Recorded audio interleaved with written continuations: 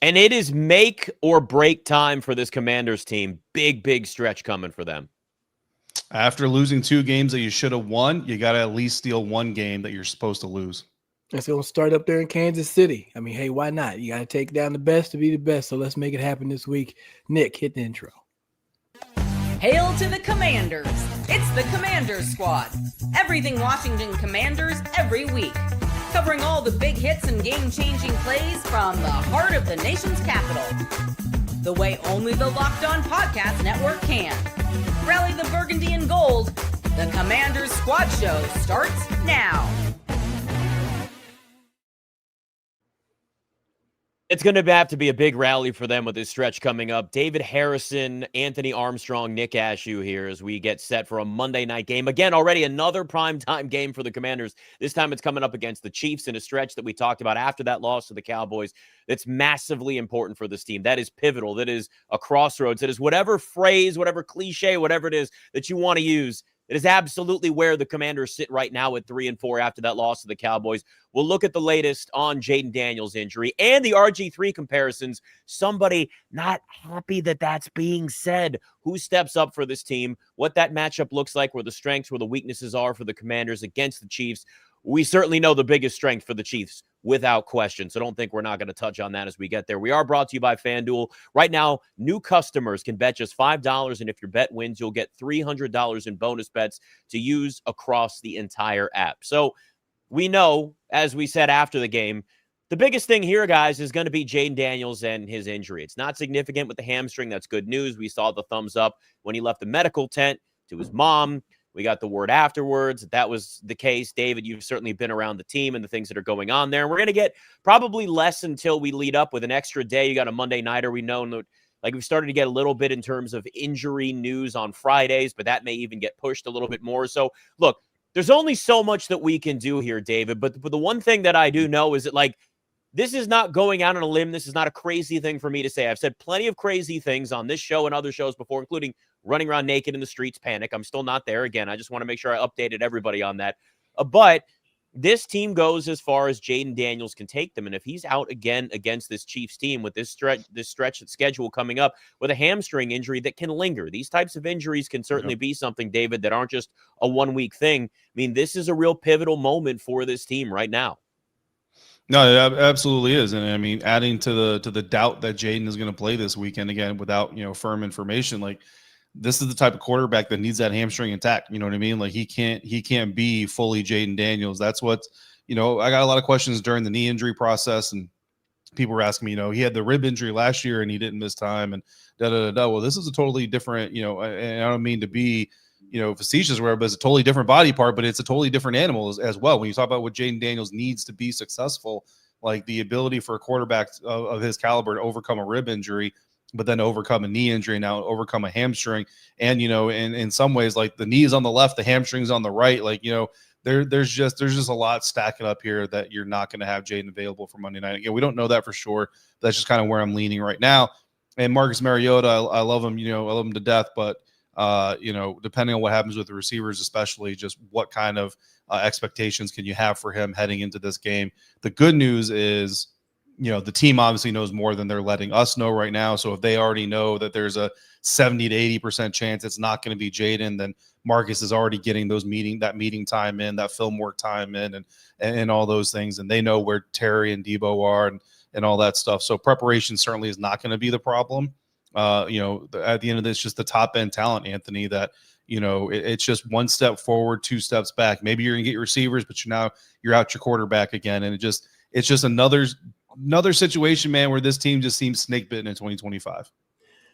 It's been one of those years. I mean, that's just how it's been the whole time. You just kind of having to roll the dice and just play the cards as they're dealt to you, And unfortunately, we drew all the injury cards. I mean, I saw a stat before we're getting on here. NFC's had a lot of success against AFC teams, but shoot, they haven't had as many injuries, I guess, when those NFC teams show up. So ultimately, man, I always go back to the coaching. There's got to be at some point, like, you can't expect players who have very limited experience in this league to go out there and just perform superhuman feats. Like, we know who they are, and they're developing players, and they still have, they have the ability to get the ball in the end zone, but generally a lot of things have to fall in place. It's not one of those ones where you're going to line them up against, the other team's best corner and say, hey, go win against Trent McDuffie. I don't think that you have that out there right now, and that's going to be a frustrating thing. So how do you counteract it? How do you develop a counter punch? And frankly, not even a counter punch. How do you sucker punch these people, right? Jump out of this thing early. I got a homeboy. He's always talking about run the hook and ladder, right? You tell him you got a game, he's like, run the hook and ladder. Why not do something to create some sort of spark, some sort of excitement for your offense, and that way they can breathe a little bit? Because, I can tell you this much. When you're rolling out there and you're trying to fill the shoes of a Terry McLaurin, you're trying to fill the shoes of a Deebo Samuel, like, that's a lot of extra pressure, right? You're already having to deal with the fact that I need to know my routes. I need to know what I need to do. Now it's like, I got to do what 17 was doing, right? Hey, you don't have that calming feature of having, potentially not having Jayden out there as well.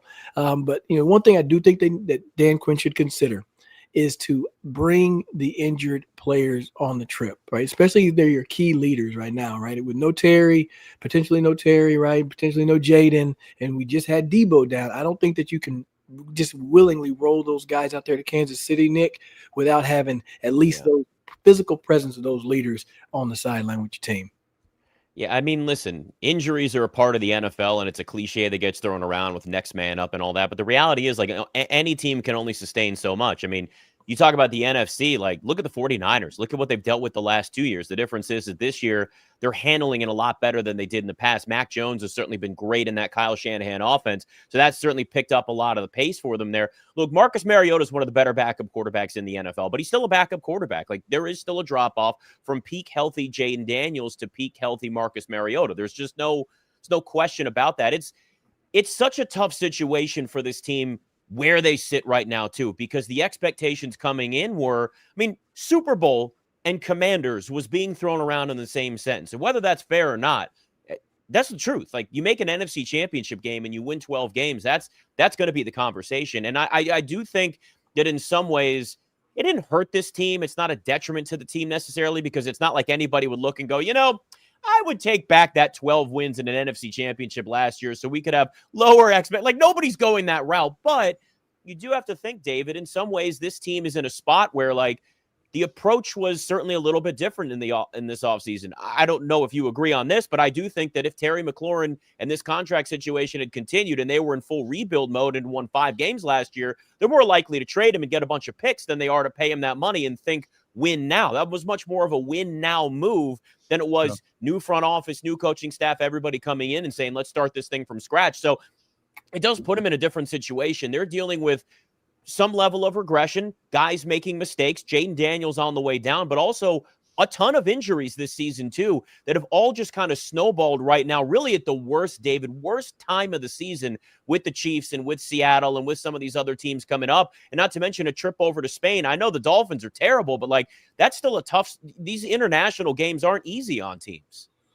No, and honestly, when you look at the 2025 Dolphins and the 2025 Commanders, going to take that NFC Championship run out of it, take the Offensive Rookie of the Year out of it, and all that stuff. When you just look at this Commanders team and this Dolphins team, are the Commanders really that much better right now? You know what I mean? Like, honestly, like just being honest with it, like, I don't think they are. And I think that what really has been damaged this season is the brotherhood, and I don't think it's been damaged from the sense of like the culture producing it and all that stuff, but it's hard to really feel like you're a brotherhood when every single week you've got a different iteration of players out there on the field. Like, there needs to be a little bit of continuity, right?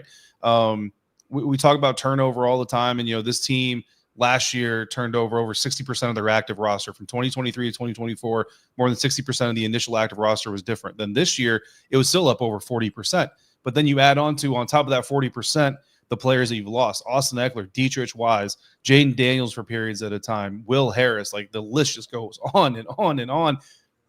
How do you really bring this group together when you never have the same group, right? So I think the brotherhood has kind of been threatened. But to be honest with you, and I'm not putting this at the feet of Terry McLaurin or anything like that, or Adam Peters, but I think that the brotherhood was a little bit damaged and challenged in the offseason during that holdout and during all those situations, because, we're all human beings, right? And the thing that you get put in your face the most on a daily basis is going to be one of the things, if not the thing, that you think about the most on a daily basis. And, Anthony, you can speak to it better than I can, but if every time you walk off of a practice field, everybody's just asking you about Terry McLaurin, it's hard not to kind of think about Terry McLaurin from time to time. I'm not saying you're out there, Anthony Armstrong's in the rep line, getting ready to run a post route, and he's like, oh man, I wonder if Terry's going to resign today. But there's just an energy that it puts around the organization, and it's a very anti-brotherhood energy, right? We watched that preseason game where Bobby Wagner's on the sideline the entirety of the first quarter just talking to Terry McLaurin. And again, we don't know what was said there, but we highly doubt it was, hey, bro, I think you're right, by the way, and you should just get all the money in the world that you want. Typically, those conversations don't take that long. Yeah.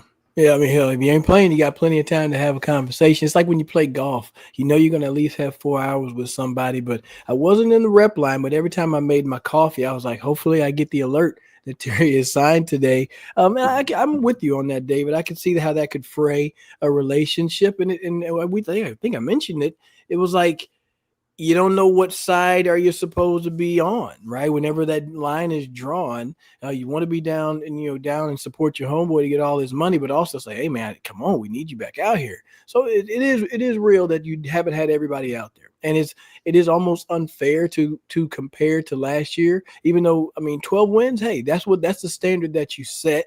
You drew the 12-win schedule. You built your team around that. Now, frankly, if they would have said, hey, guys, don't worry about that NFC, and we're just going to tear it down right now. The shirt I have on is a Dallas Mavericks shirt. Season starts today. I've been through that emotion. I couldn't do it twice. But if they would have done that, they would have had to clearly give you a plan of attack of what they're planning on doing if they were to go and make some big trade like moving Terry, after the 12-win season. So I feel like you weren't in a position to go and do anything else like that. So the injuries are that one offshoot that you cannot plan for. It is what it is. When the majority of your free agent signings are injured, like we really don't have a chance to, evaluate the team and evaluate that roster in that sense. That doesn't mean the expectations change, right? You're still meant to go out there and line up and win. And that's why you got to go up and just look at the coaching staff and say, hey, let's put the best thing out here, the best grouping out here, and come up with a plan to create some points. I've been a part of a Wildcat where we couldn't get an offense rolling and we had to create some surprise and some spontaneity to things.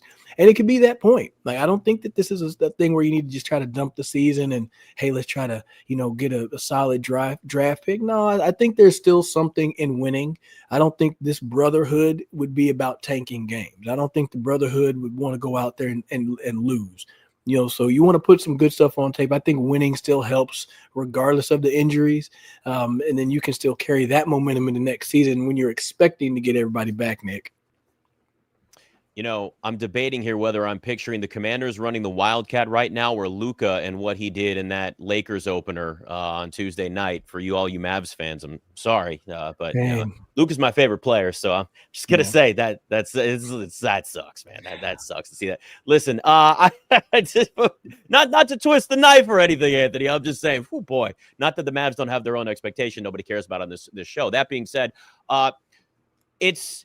It's finally come to a head, though, when it comes to the RG3 Jayden Daniels comparisons, too. I think we knew this was eventually going to be the case, and, we saw it finally. Jayden Daniels' mom basically just came out and said, stop doing this. Don't bring this up. We're going on, 13 years since that injury, and it's fair. We've talked about it plenty on this show. I've been a fan of this team my entire life, long before I was ever in any form of DC sports media, and I remember that. Before last season, 2012 was the greatest season I've ever experienced as a fan of this team in terms of success and hope and all of those things. And I'll never forget the RG3 injury. I'll never forget what that was like and what the expectations were that year. And no, they're not the same player. No, they're not the same person. No, it's not the same situation. But it's natural for people to make that comparison. I do find it interesting, though, David, that Jayden Daniels' mom finally came out and just said, stop speaking this into existence. Stop bringing it out there. And I'm with her. I don't blame her for doing that at all. I'd be like, yo, you guys, like, we got to think differently. We got to have a different approach. Whether you believe in mindset or manifesting or any of these things, the last thing you need to do is try and manifest that type of situation for a team that is, by the way, in a completely new era, and it is a completely new culture around this entire organization, which also, David, makes me think too, like, in the end, they're really going to take their time with Jayden Daniels again with this hamstring injury and probably not rush him along. Yeah, I mean, look, we live in a society of 50-50 takes, and we live in a population of 50-50 champions, right? So, like, if I come out here and I say, well, I'm worried about drafting Jayden Daniels because, I mean, let's just call a spade a spade. He's black, he's athletic, he runs a lot, and he might get hurt like the last guy that looked like that.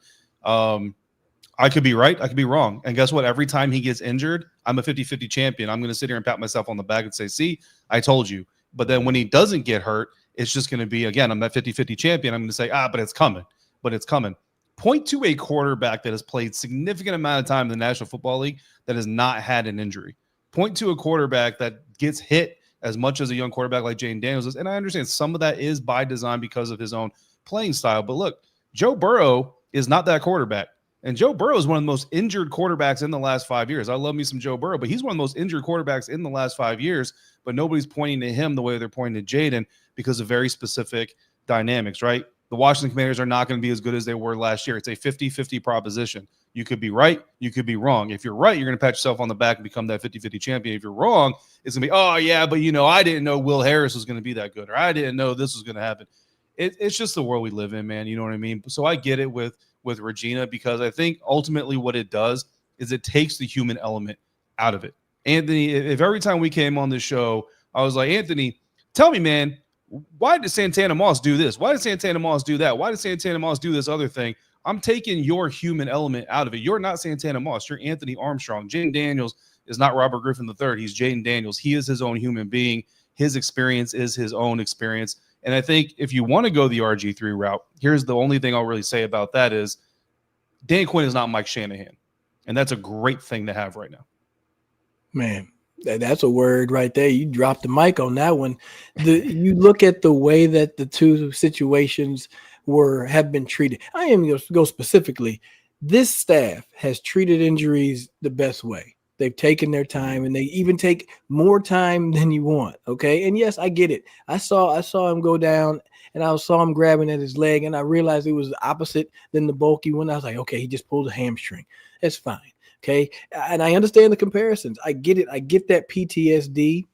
But I'm going to tell you this much. You got to get used to being a good team, and just having the positive mindset. Because this organization, the fan base can quickly turn negative. I've been on the side of it. I mean, shoot, one day you loving me because I'm Dougie, next day you cussing me out because I done dropped the pass.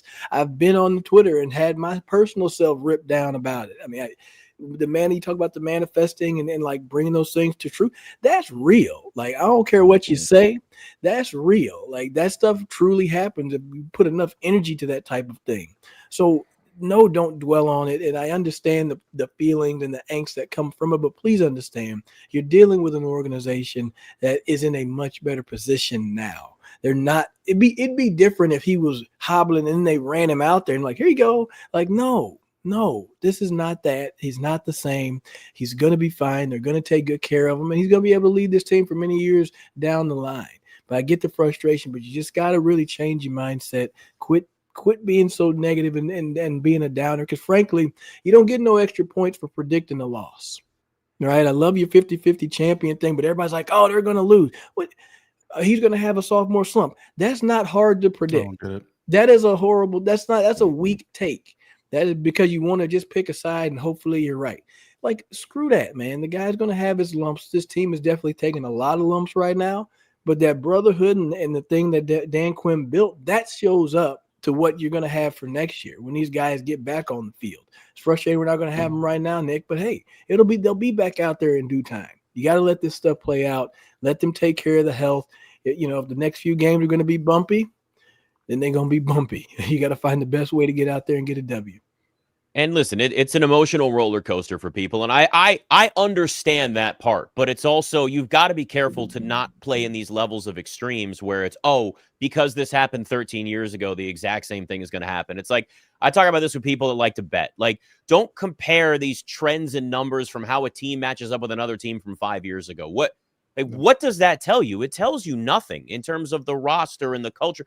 This entire culture, top down with this organization, is totally different. How they handled, whether it's negotiations, individual relationships with players, or injuries. They're probably going to nurse this injury with Jayden Daniels, and that's fair. But let's also look at the fact that the Ravens have dealt with injuries with Lamar Jackson. They've also still had a lot of success. Now, there are some quarterbacks that are certainly bigger. Josh Allen runs a lot and hasn't had as many injuries, but at some point there's always the worry, right? Like, the overuse of Josh Allen and his legs, does that come back to bite them at some point? I mean, Cam Newton felt like just ran over everybody, but then eventually caught up to him. So, like, I get why people have these concerns, but you have to be careful in terms of looking at this team with a blanket statement of like, well, it was this way 13 years ago, so it's the same thing now. It's like when people would just all last season, it was like, well, some point this is going to fall apart because, like, Dan Snyder's not there. Let's just say it. Dan Snyder is not at the top of this organization. The fish rots at the head, and that head is no longer in that organization. It's already different from where it's ever been before. It doesn't mean you're not concerned. It doesn't mean people want to see Jayden Daniels or anybody else get hurt. But the reality is, it is part of the NFL. That's why they have Marcus Mariota. And yeah, it's also frustrating. And yeah, this team's not going to win 12 games this year. I'm just going to say it. Like, they're not going to win 12 games. But that doesn't mean this isn't a team that's still trending in the right direction and moving forward. The offseason is something we'll talk about far later in this show, far later into the season, and hopefully not for a while. But there's plenty of things that they're going to have to address. But where they are right now, it's about trying to stay afloat and trying to survive this season. It's about survival over the next few weeks of this season, whether it's Jayden Daniels at quarterback or Marcus Mariota, who steps up and what and who does what. Now, that being said, there is also an injury on the other side of the ball that may not get as much attention as the quarterback, but it matters very, very significantly to this team. We'll get into that next. It's Commander's Squad.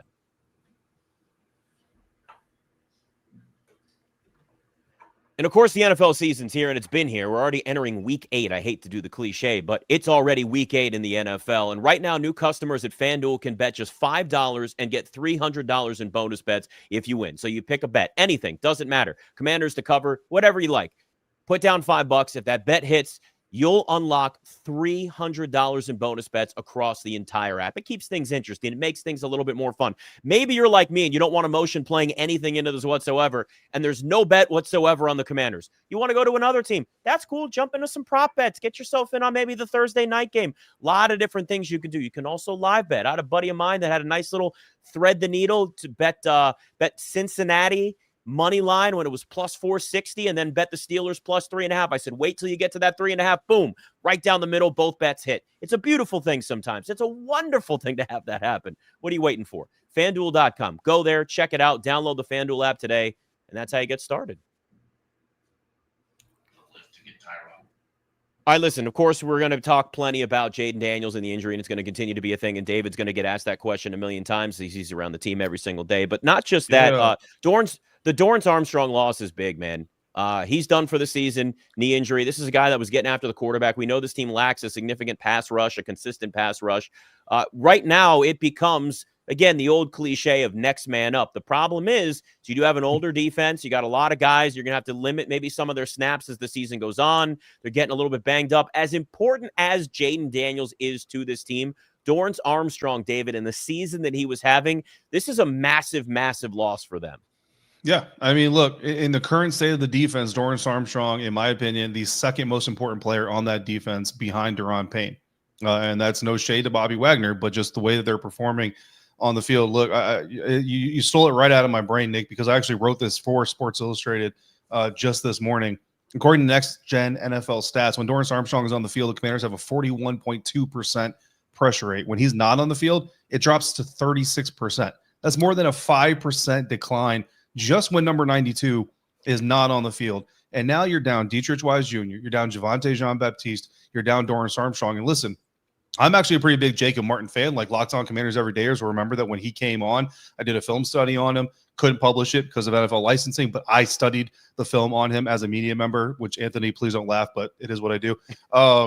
And I came away very happy with Jacob Martin. I was like, I think Jacob Martin is actually a really good. He's a little bit. He's a tick below Dante Fowler as a pass rusher, but he's a tick above as an edge setter and as a run stopper. And I think that's a good compromise for this defense to make. What I never said is I think Jacob Martin could be a long-term starter for this defense. Von Miller came in and he himself in his introductory press conference talked about coming off the bench and popping threes. He did not come to Washington to play 3 downs. He did not come into Washington to be a starting defensive end. That was not what he's here to do. We're starting outside the linebacker, right? Like that's not what he's here to do. But we're in a situation now where like that's what they might need to ask him to do. They brought back Jaylen Holmes, who was honestly a little bit surprised that he was released. But in over 80 defensive snaps this year, 9 tackles, no tackles for loss, 1 quarterback hit, no sacks. Like I like Jaylen a lot, but I like him as a 4th or 5th rotational D end, not as a starter. And it's just like we saw with the receivers last week. Your number 4 guy is now your number 1, and so on and so forth. The trickle down economics of it. The only difference on the D line is none of these dudes are coming back. So I don't know if it's a trade. Like, I don't know if you can convince Zadarius Smith to come out of retirement and the Eagles will ship him to you for a 7th. I don't know. Like, something's got to happen, Anthony. I don't know what the answer is, but to me, they look a lot like Jermaine Johnson out of New York and Bradley Chubb from Miami. But I know a lot of fans would flip their lid if Adam Peters sent more draft capital to other teams to bring in other veterans. Man, well, it's like one side, they want some more servants. They're asking for seconds, but then they also don't want them to go back to the kitchen to get anything. So what do you want to do? You have to make a decision, right? You got to make a play. I think if you look at what you got now, I'm looking at the folks. Maybe you have 3-4 D linemen across the D tackles, I should say. Maybe a Johnny Newton. Maybe he can do some stuff out on the edge. Obviously, Deron Payne has been dominating all year. Who else? Eddie Goldman. What can he do?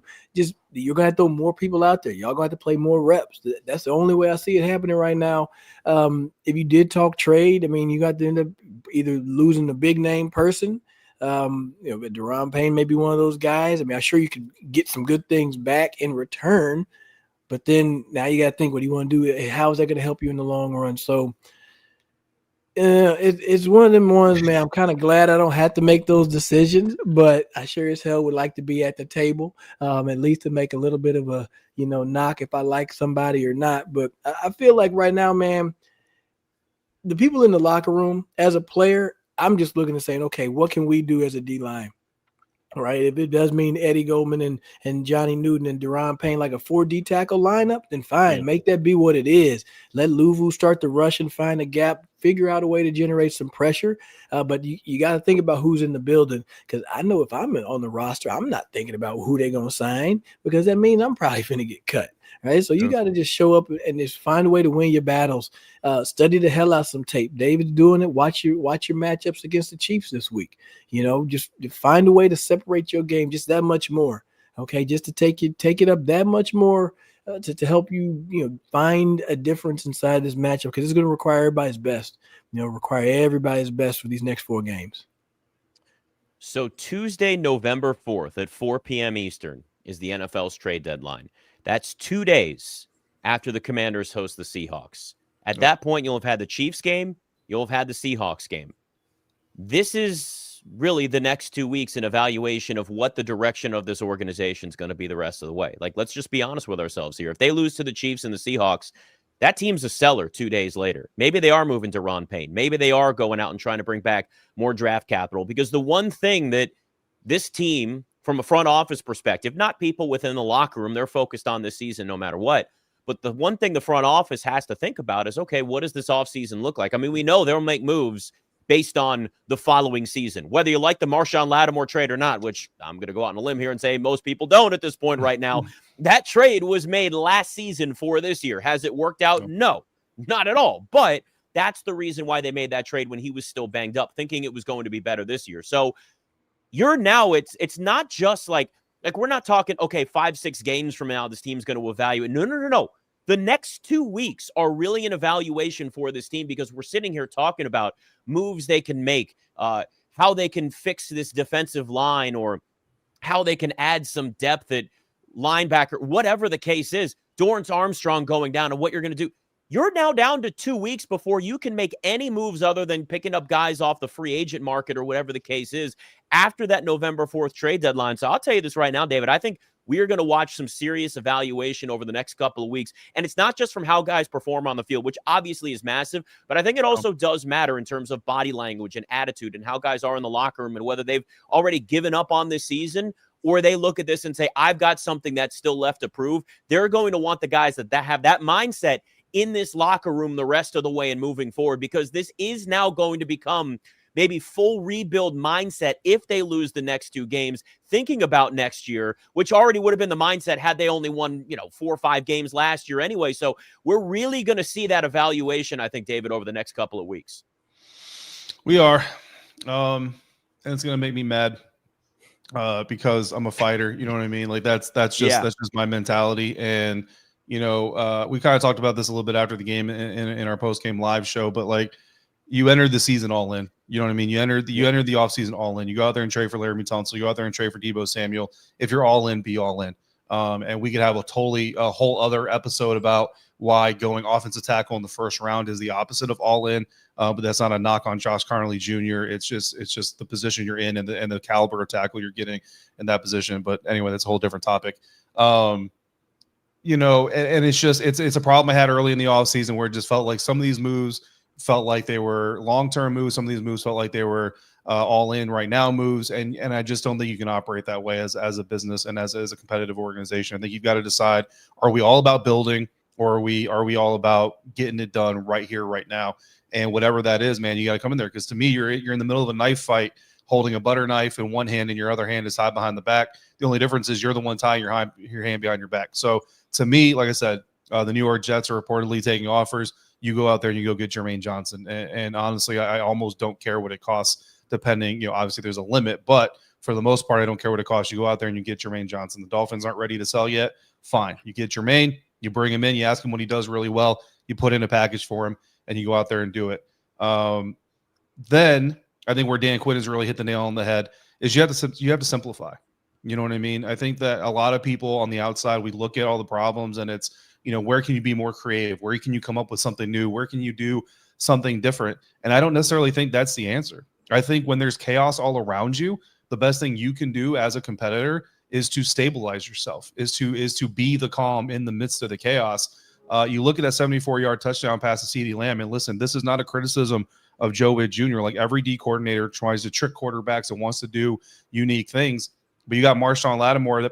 First of all, they're in cover 2, which not really a Joe Witt Jr. thing, right? They're in cover 2, but who's your cover 2 safety opposite of Quan Martin? It's Marshawn Lattimore. He's coming from the corner position, dropping down in that deep zone. That's not really his game. It's not really what he does. Now, is he experienced enough, veteran enough, talented enough that he should be able to make the right decision anyway? Yeah. So that's why I'm not really knocking Joe Witt for it.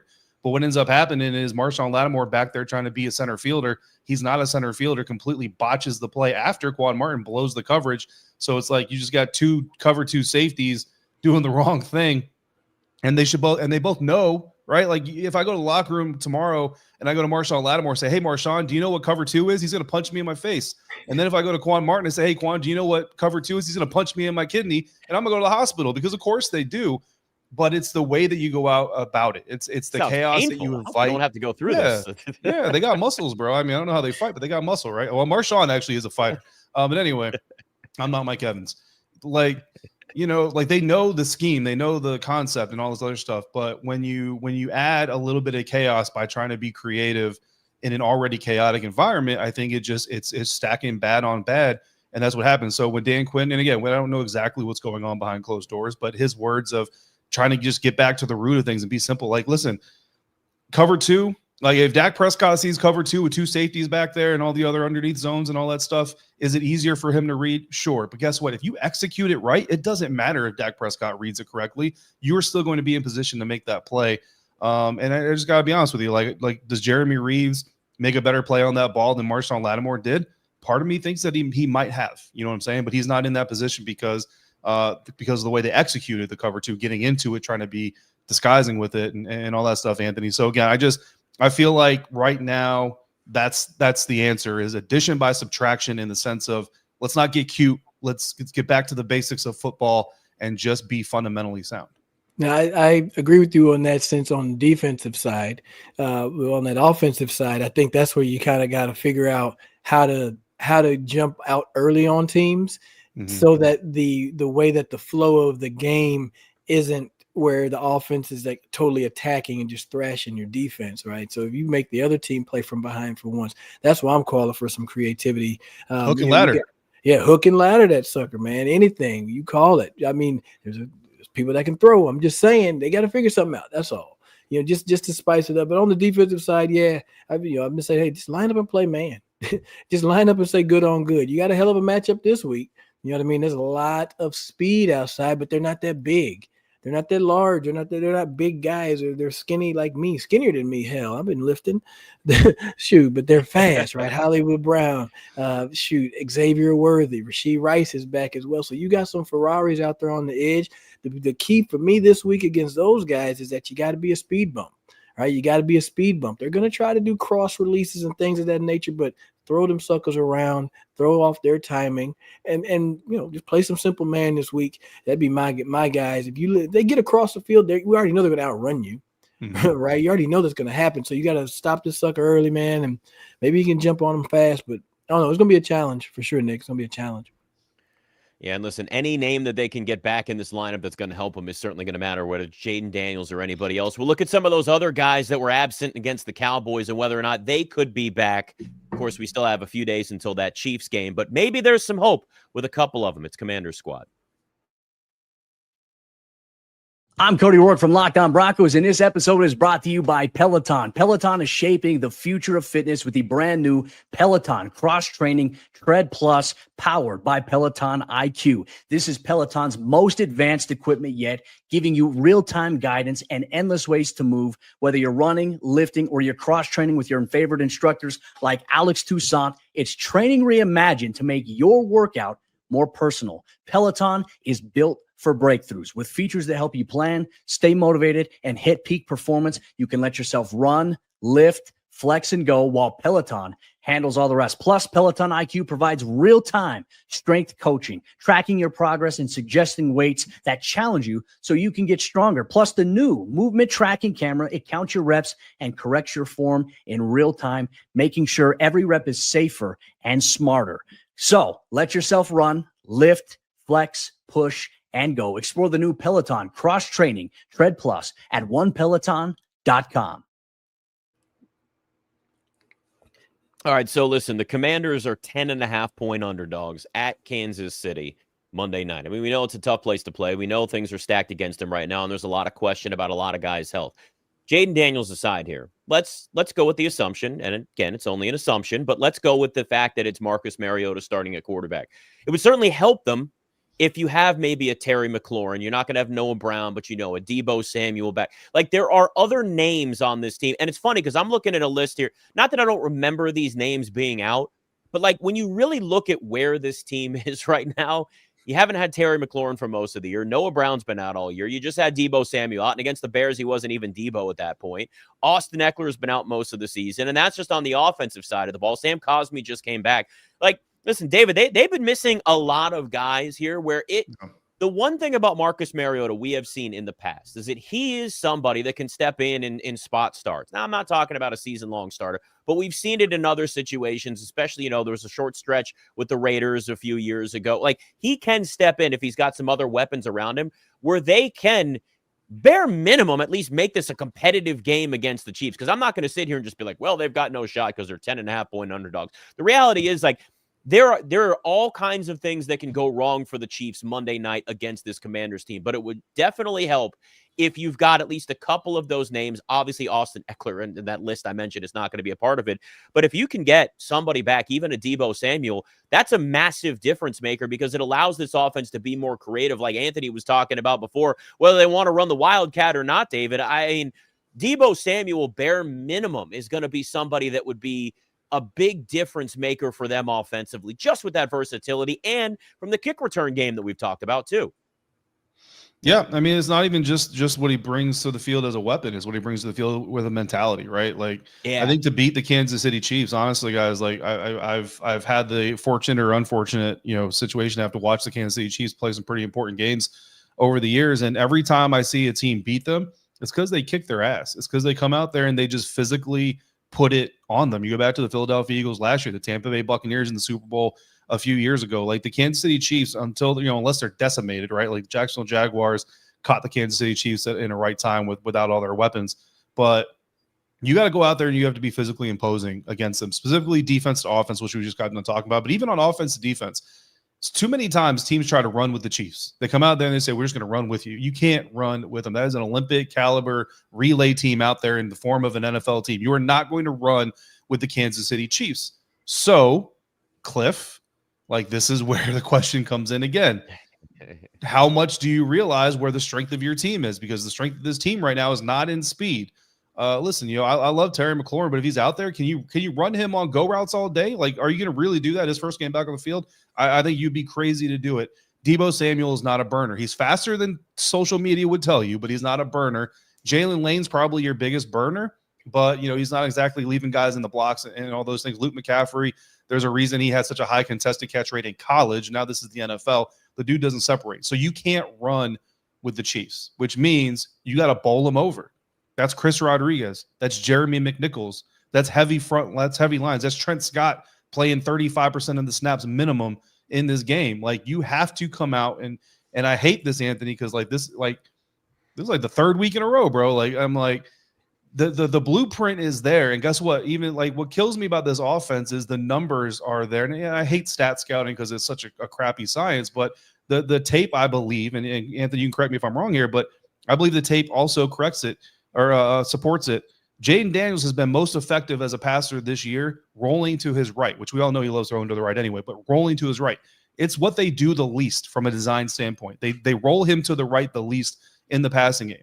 This team has been most effective running outside right edge this season statistically, and it's the place that they've run the least in this offense. Like, and now they're running Bill between the guards. That's not his game, but that is Chris Rodriguez's game, and it's a little bit of Jeremy McNichols' game, right? So I feel like we got a scheme that is fighting what they do best, and I don't understand it.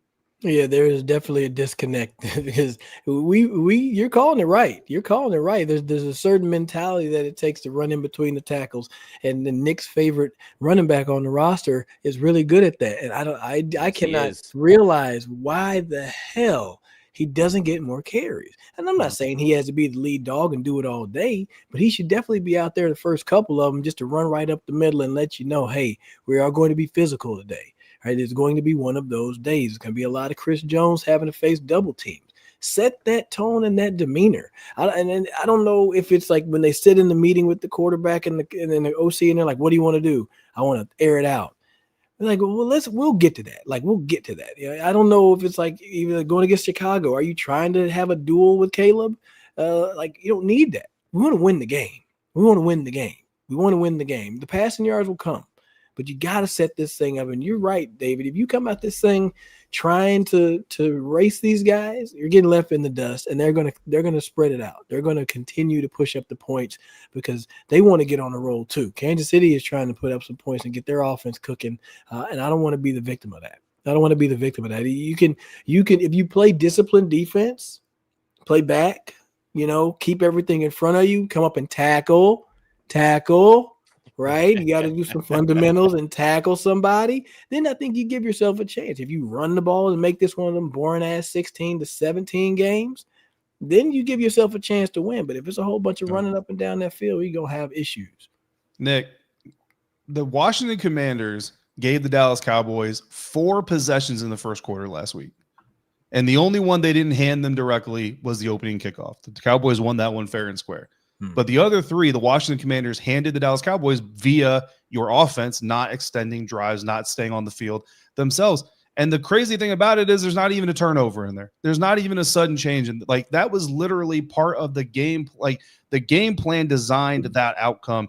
The fact that it was 20-15 with 35 seconds left in the first half, I don't want to talk about the rest of it, is amazing when you do that. If you do that to the Kansas City Chiefs, if the Kansas City Chiefs get 4 possessions in the first quarter, turnover or not, there's no way this team is coming out with a victory. I'm glad you mentioned that, David, because we maybe didn't get a chance to talk about the first quarter that I have notes on, and that was going to be something I was going to say. But let's just get to it now. Here's an idea. Don't dig yourself a massive hole against the Kansas City Chiefs. That's a good start. They were outscored 36-14 in the first quarter before they gave up 17 to that Dallas Cowboys team, which really was one of my biggest concerns because of the weapons, because you had CeeDee Lamb back. I understand that you may not have receivers at the level that CeeDee Lamb or even maybe George Pickens is right now. Rashee Rice, we can debate that another time, whether he's in the level of those two or not. But we know what Rashee Rice can be at his ceiling. He's also just back in this offense.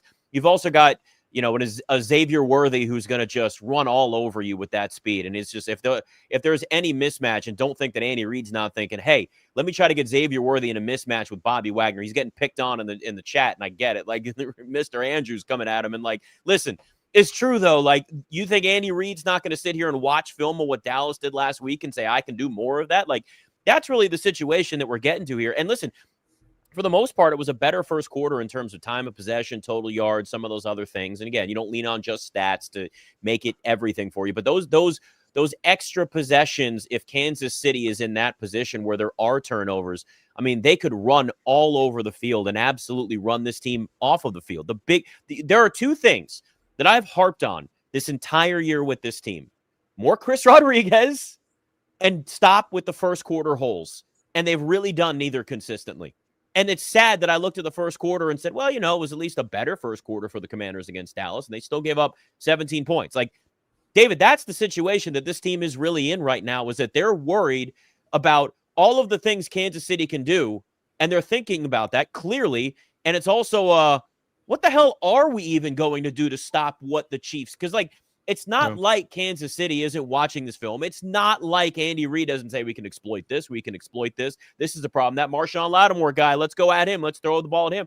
And, like, that's what concerns me the most about all this, is that if you're playing from behind and you don't have a Deebo Samuel or a Terry McLaurin and some of these other weapons out there, and the offense doesn't have anybody that can just help them at least keep pace, keep the game within a touchdown, keep the game within 10 points if they dig that early hole, that's how things start to spiral out of control. And you're on the spotlight of Monday Night Football. You're in front of the entire country. And if you don't have your starting quarterback on top of that, like, those are the extreme situations that absolutely scare the hell out of me with this game Monday. Yeah, I mean, we talk about complimentary football, guys. I think what's missing from this team right now is a handshake. There's no handshake between the offensive and the defensive coordinator specifically, because not just, we just talked about it. The offense is showing you what they're really good at, but you're not doing it enough. But on the flip side of it, like, you have to understand as Cliff Kingsbury, look, you may not be responsible for what that defense is doing or not doing, but you have to understand that your defense is in the middle of the weeds. Like, your defense is in it as thick as it gets. You got to help them out, brother. Like, and that means, like I said, extending drives, doing things. And look, it's not all on Cliff Kingsbury, right, either, because how many 3rd and 2s have we seen turn into 3rd and 7s or 3rd and 12s because I don't want to say dumb penalties, but because of penalties? Some of them dumb, some of them in the heat of battle. I got it. But these guys got to play cleaner games. Holds and false starts are the two things. Like, holds and false starts are over 60% of this team's defense penalties right now this season. That is insane. And now you talk about one of the worst teams in third down offense. It all makes a lot of sense. I'll tell you right now, like, Dan Quinn, you want to talk about getting creative, Anthony. Dan Quinn talking about simplifying things. Here's some simplicity for you. Tress Way, you ain't doing nothing but holding against Kansas City Chiefs, because we're not punting nothing. Cliff Kingsbury, 3rd and 2, you got 2 plays, my guy. And here's what I don't want to see you doing on 3rd and 2, knowing you have a 4th down. Play action craziness with long developing routes downfield trying to take a shot. No, man, 3rd and 2, Chris Rodriguez between the guards. 4th and 1, Chris Rodriguez through the guards. Like, 3rd and 2, stretch run to the right with Bill. All right, you want to do a screen to Jeremy Nichols, although the Chiefs are really good at screens, so I don't know if I would recommend that. Let me get a little bit crazy here, Anthony, before I kick this over to you to tell me where I need to calm down. Here's what I want to see. We talk about duo runs all the time, right? Here's what I want to see you do. I don't care if Chris Jones is in the shade, A gap, B gap, 1 tech, 2. I don't care if he's wide 9. I want 2 O linemen on him, and I want Chris Rodriguez. I don't want you running away from Chris Jones. You know where I want Chris Rodriguez? I want Chris Rodriguez right there at the connection point where those 3 players meet. Chris Jones and those 2 O linemen. I want Chris Rodriguez tush pushing right between those O linemen, and I want you putting Chris Jones flat on his back. I want you to come out there in the yard, find the biggest MFer in the yard, and knock his ass out. Not out of the game. Don't get crazy. I'm not Sean Payton. But you get what I'm saying. Be physically imposing. And I'm telling Chris, look, brother, we'll get you a 40-yarder later. Right now, It's 2 yards and a cloud of Chris Jones dust. That's what I want out of you right here, right now to start this game. I like that. I like that energy. You bring in like straight up, I'm taking your barbecue plate, man. I'm gonna eat your cornbread today. That's the type of vibe that you need to have for sure. Run that rock. Be physical. Be mean. Two extra. Oh, what a heavy package. Trent Scott out there. All of those things are going to be at play. So I'm with you on those. On that defensive side, disrupt these small, skinny receivers. Hell, I was thinking this. Maybe with the fact that the leading rusher for the Chiefs is Isaiah Pacheco, 271 yards. Mm-hmm. Their second leading rusher is Patrick Mahomes with 250 yards. Hell, maybe you don't have to rush 4. So with Dorrance Armstrong being out, maybe you get to play around with having somebody drop up underneath, have an extra body up underneath all these crossing routes that you're going to see. Hello, Frankie Louvu. We'd love to see him, fake a rush and then drop back underneath and maybe steal an interception. Some of those things can happen based on this matchup in this game. I mean, hell, Pat's got the most rushing touchdowns for this team with 4. Kareem Hunt has 3. So I think that, coming up with a few different ways of doing some stuff you already do, but leaning toward what you know that you're going to see from the Chiefs. You don't have to rush 4, drop people up underneath. You can not necessarily you ain't going to confuse Patrick Mahomes, but you can sure throw an extra body out there that he didn't expect. See if you can turn something over that way and try to steal a possession. All right. Who has to step up the most against the Chiefs for this team to keep it at least within a touchdown? We'll look at that next and wrap it up. It's Commander Squad.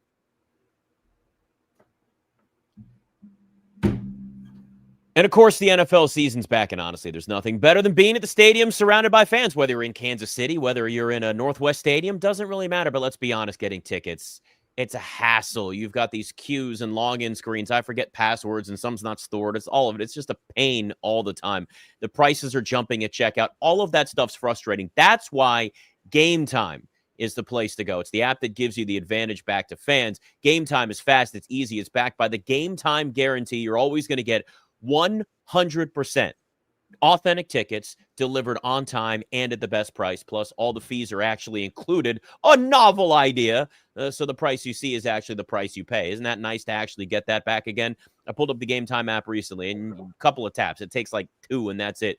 All kinds of deals. Favorite NFL games as low as $100, which in today's economy, that's actually a pretty good price when we're all said and done here. You got zone deals too, so this is pretty cool. You can pick the section. Game Time picks the seats, and then you also save big, which is kind of like the whole thing that they do. It's faster, it's cheaper, it's less stressful than any other way that I've ever bought tickets before, and that probably you have ever bought tickets before. So download the Game Time app, create an account, and use code LOCKEDONNFL for $20 off your first purchase. Now, terms do apply. Again, it's promo code LOCKEDONNFL for $20 off. Swipe, tap, ticket, go. Download Game Time today.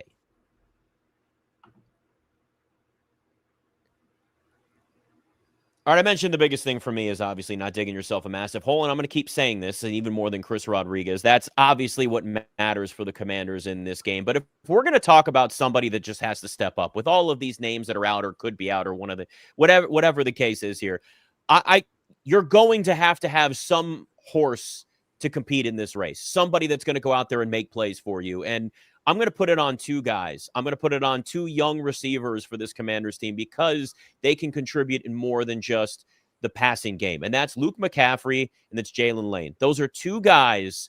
Either one of them has to have a big game for the Commanders, whether it's Marcus Mariota at quarterback, whether it's Jayden Daniels, whoever is in the backfield. It doesn't matter. One of them has to have a big return. I'm talking kick return, punt return for a touchdown. Either one of them, depending on who it is, depending on where they're lined up, and some actual significant, consistent plays as a wide receiver for this team. We've seen the bursts. We've seen the moments where you go, oh, if only we could get more of that. This is the game. This is the game where you're going to need more from one of them, because even if Debo's out there, he's probably not 100%. Even like it doesn't, Terry McLaurin, Debo Samuel, any of these are guys that even if they're out on the field are still recovering from injuries, and that can take time. When you miss this time, it's got to be one of those 2 guys for me, David.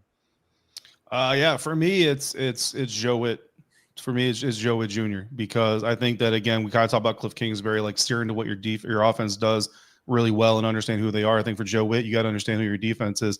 And what this defense is most successful in, Anthony, is when they're in odd fronts, 3-man fronts, 1-man front. Actually, let me interrupt you real quick, guys. We do have breaking news on Jayden Daniels to confirm this. According to Jeremy Fowler, Jayden Daniels is out for this week with a low-grade hamstring strain. Not a long-term injury, but Commanders don't want to risk it. So it is official now. Jayden Daniels will not play against the Chiefs, which makes the guys that I just mentioned, for me, that much more important because they're going to have to get whatever angle they can to actually work with this team. But it will, David. Sorry to interrupt. It is Marcus Mariota that will be starting, according to Jeremy Fowler.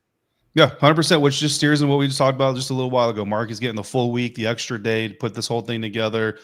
Tell Cliff Kingsbury, let's run the ball more.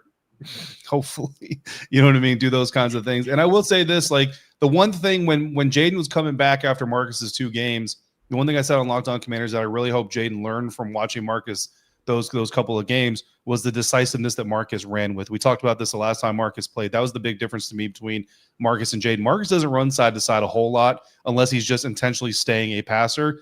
Jayden will do that trying to become a runner as well. Put a foot in the ground, get up, get north and south, do those things. Marcus does that really well. So I think that's an advantage, and hopefully Jayden in this iteration learned that, because I think if Jayden learns that and does that more, he'd be more effective. Back to Joe Wade Jr. though, real quick. 1-man fronts, 3-man fronts. 3-3-5 needs to be the new base defense for this Joe Wade Jr. defense. Stop trying to find another 4th guy to be on the line of scrimmage. Go with 1-man fronts, go with 3-man fronts, put more linebackers, put more athleticism on the field. And honestly, you know, that 3-3-5, Anthony, you know, this can take various forms. Like maybe there's a safety, maybe there's actually a 4th linebacker who's kind of that Buffalo nickel, whatever you want to call him. But it can take a lot of various forms. And then in your shadowing of Patrick Mahomes, do it with 2 guys. Don't put 1 guy out there. Do it with 2 guys. Put him in a bracket zone coverage that's really a spy on Patrick Mahomes. I don't know, Jordan McGee on one side, Jeremy Reeves on the other side. They're both taking, you know, middle of the field zone reads or whatever. But in reality, what they're doing is trying to keep 15 contained and then mug them at the line of scrimmage. Don't let them get off the line. Don't let them get out the box. Do all these things. But yeah, I think Joe Wade Jr., man, one man front, 3-man front. I don't want to see 2 dudes. I don't want to see 4 dudes. Damn sure don't want to see 6 dudes unless you're on the goal line with their hand in the dirt at all in this game. Physicality up at that line of scrimmage will be big. That's how you slow down some speed, man. Put some speed bumps up there in front of them. I'm going to put this one on Zach Ertz. I'm going to put it on Zach Ertz to be the leader of this one because, frankly, he's had some up and down performances. Yes, he gets into the end zone, but then when you're missing some key blocks, that hurts us as well. Now, with him, I'm looking at Nick Bolton, the talented linebacker for the Chiefs. That guy is going to be everywhere, and it's key that Marcus Mariota has somebody to go to consistently. I do think those young receivers will get open from time to time, but I don't know if Marcus is going to have the chance to really sit there and wait on Jalen Lane versus a Trent McDuffie, who's one of the better cornerbacks in this league. So Zach Ertz, what are you going to do? Are you going to block it better? Definitely be get open and be a consistent threat for your quarterback and for your offense, and frankly, leadership. Use your leadership ability to get these young guys on the same page. And you were mentioning, as Mariota was announced, the spread went from 10.5 to 11.5 over there at FanDuel. So they ticked it up an extra point, hearing that JD5 was down. But hey, I still got faith in the boys to at least cover that thing. Starting to get to be a bigger number. I don't know. That might be a good time to kind of jump in on the Commanders. Listen, the one thing we know is that they brought Marcus Mariota in for these types of situations. And when you have a young quarterback that's also not used to the grind of the NFL and that's developing as an NFL quarterback, there's some of that level of like the injuries can happen. We've seen it with all types of quarterbacks around the NFL, but the reality here is that this team is focused on, obviously, Jayden Daniels and his health. I think as we expected, again, the breaking news just before the end of this, Jeremy Fowler and now John Keim also, and everybody's starting to find it, obviously, is that it's not going to be Jayden Daniels. It's going to be Marcus Mariota. Yeah, listen, and by the way, lots of people in here want you to suit up again, Anthony. So I think the push keeps happening week by week. So Luke McCaffrey, Jalen Lane, and Anthony Armstrong. Those are the 3 big keys. Marcus Mariota going to throw the football to. Hey, a couple of snaps, you could do it. You're out there still working out every day. You're good. You ain't lying, man. Let me get out here in front of this house right now and get to doing some steps and high knees, because you never know, man. We talk about manifesting stuff. Shoot. Y'all gonna manifest Armstrong back in the building. Be me and Jerry Rice, oldest receivers to ever suit up in the league or something like that. I'm down though. So let's go. I'm trying to get to Madrid. Hell, let's do that. a la Madrid. Yeah, there you go. You get a free trip to Madrid out of it, a couple of go routes from you. That's all we need. You'll be good to go. So, all right, Marcus Mariota will be starting for the Commanders, now 11.5-point dogs heading to Kansas City on Monday Night Football. We will be back after that game. This is Commander Squad.